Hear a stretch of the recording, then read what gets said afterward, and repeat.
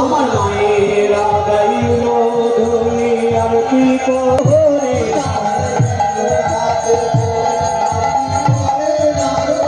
বলে ময়ূর পুত্র হাতে ধরি আরতি করে নরহরি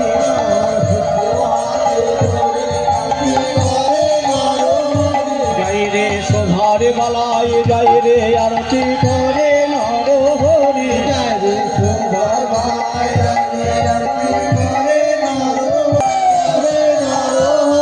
ভক্তগণে হরি ধরি আরতি করে নরহরি